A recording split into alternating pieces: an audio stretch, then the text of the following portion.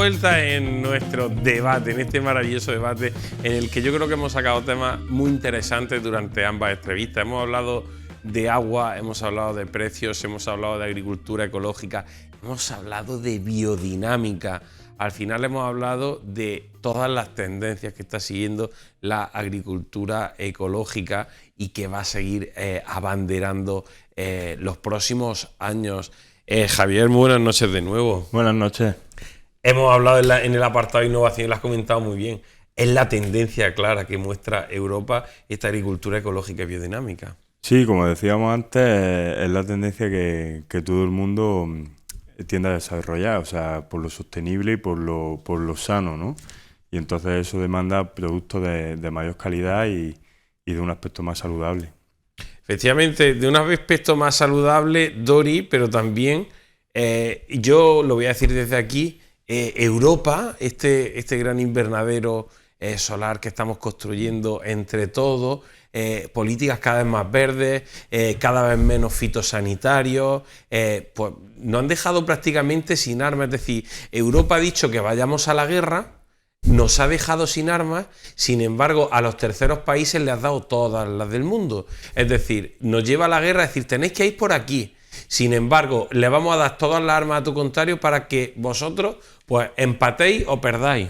Al final ese, yo creo que Dori... A la guerra sin casco. A la guerra sin casco no estamos en contra. No, la agricultura se está poniendo muy complicada en ese aspecto.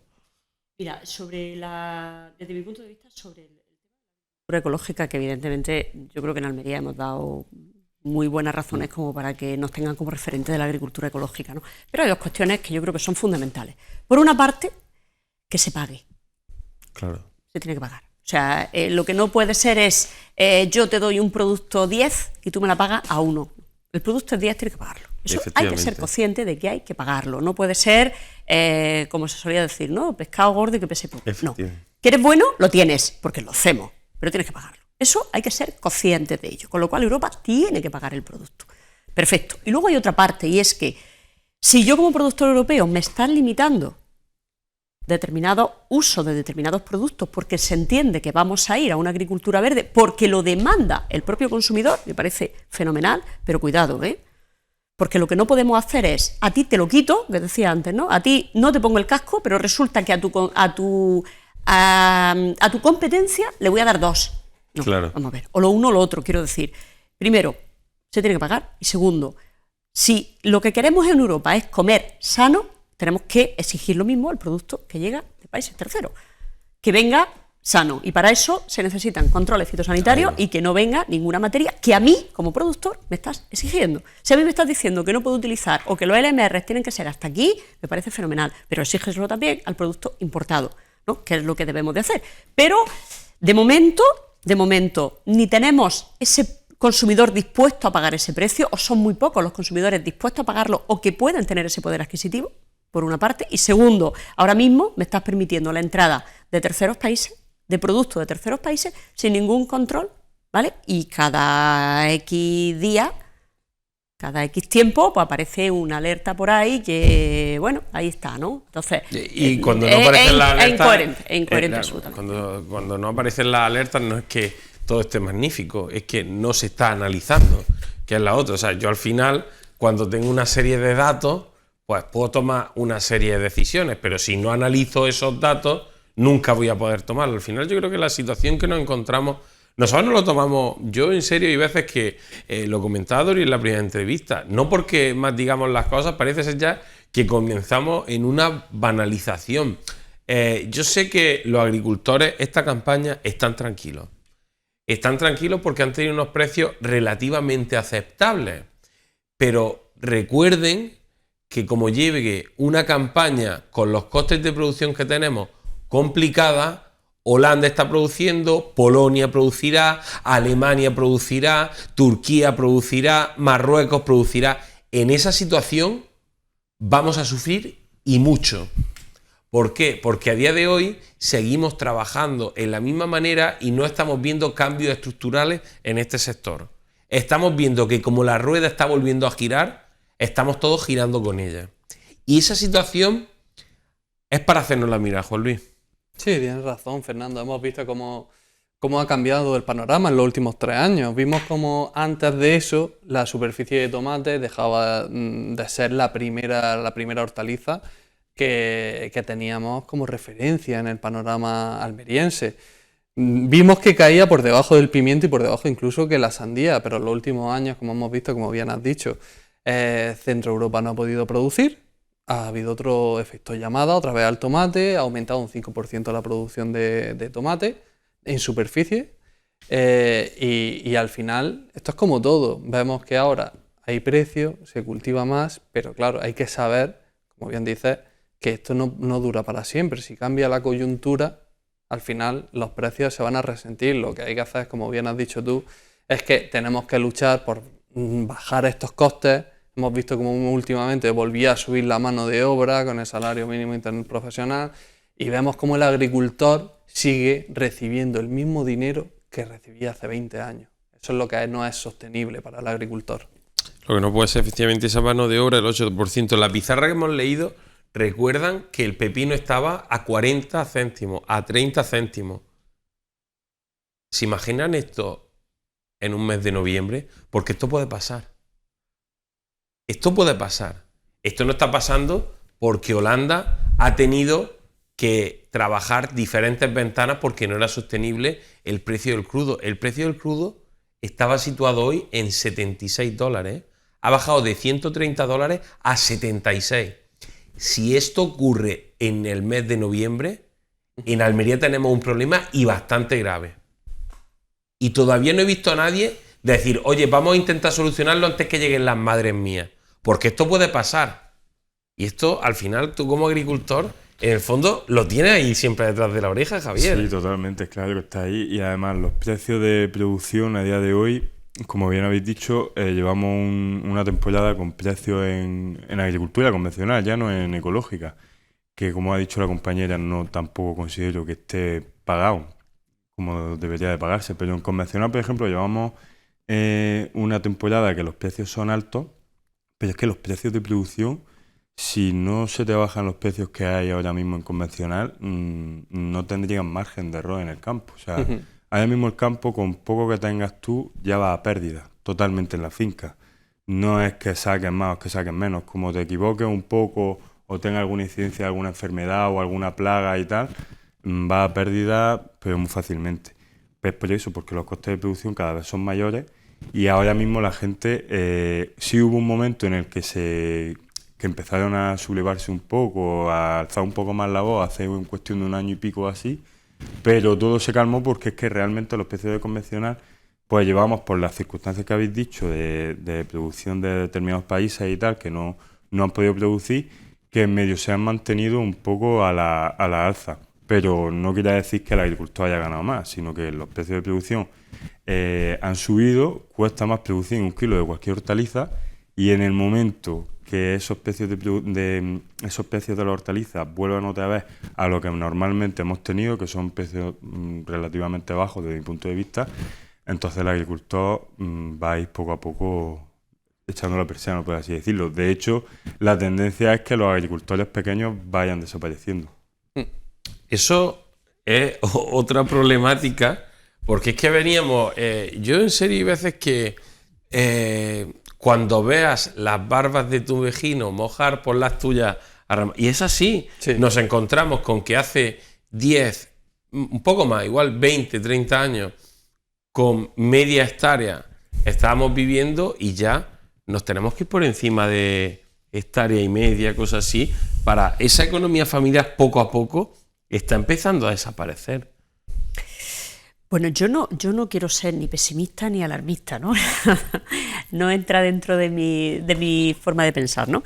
Pero es cierto que hay, si en Almería hemos tenido el éxito de ese modelo Almería que se le llama, ¿no? Entre comillas, ese modelo Almería ha sido un reparto social de la tierra, en la que cada familia, con 6.000 metros, una hectárea, bueno, la generación anterior a la nuestra, vivía y no pasaba nada. ¿Qué pasa? Que ahora los costes de producción son tan altos que tú tienes que irte a una ampliación de la superficie productiva para poder hacer frente a esos costes que tienes. ¿Qué pasa? Pues que hay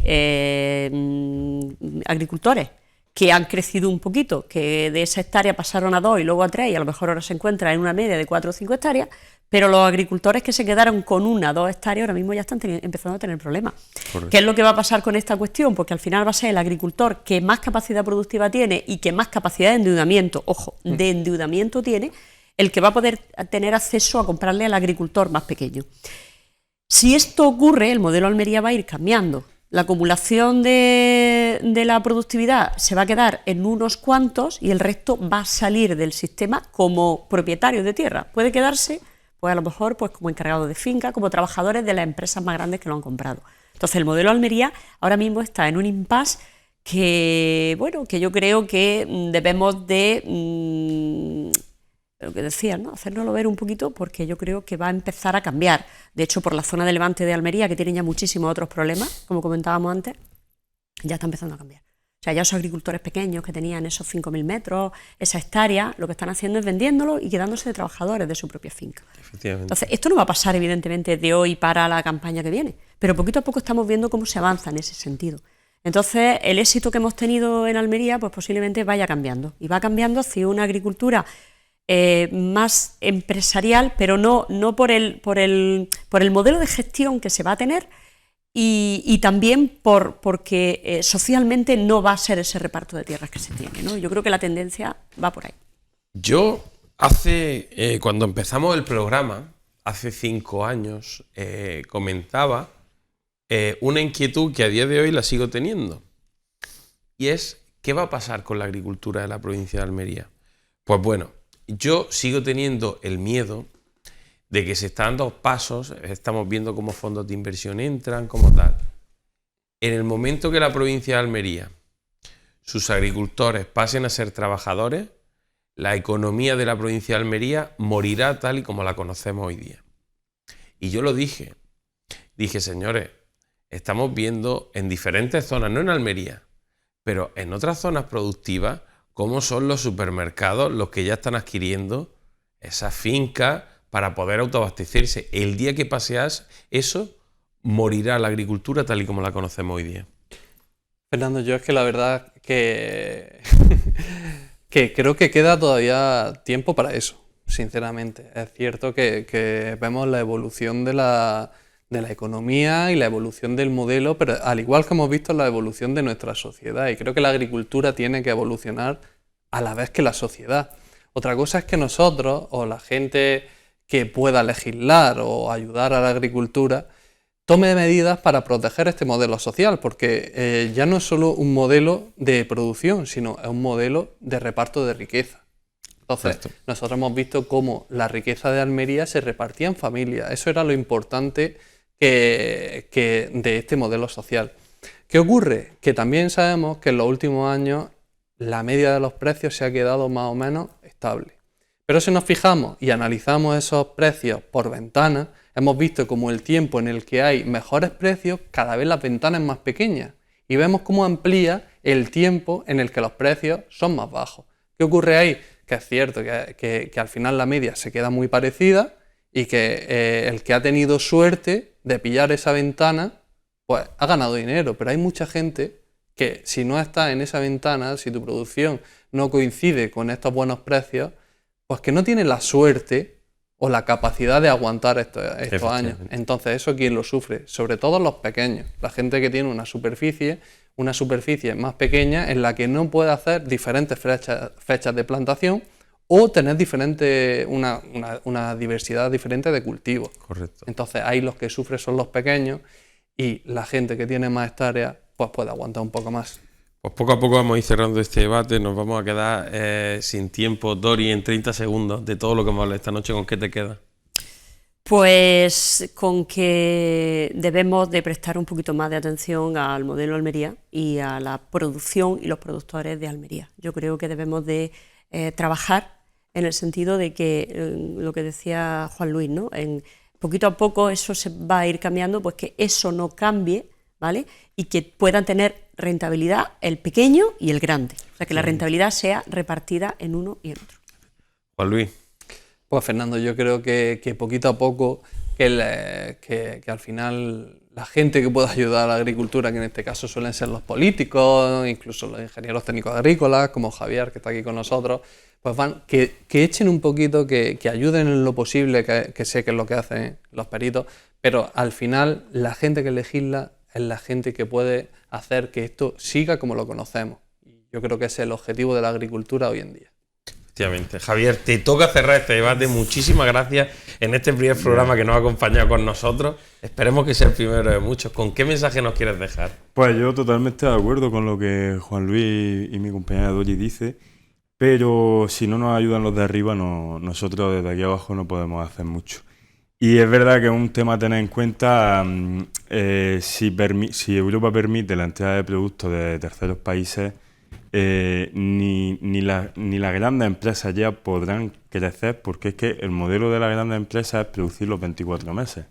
Entonces, si cuando entren estos terceros países no se controla de alguna manera esa producción, pues llega un momento en que se estanque en todo, y los más, como habéis dicho, los más estancados y los más desfavorecidos van a ser los agricultores pequeños. Pues con ese mensaje lo vamos a dejar esta noche. Javier, Juan Luis, Dori, muchísimas gracias por acompañarnos otra noche más. Gracias a vosotros. Bueno, pues nosotros lo dejamos aquí. A ustedes lo único que me queda es desearle que tengan muy buena noche, que tengan muy buena semana y sobre todo que sean muy felices.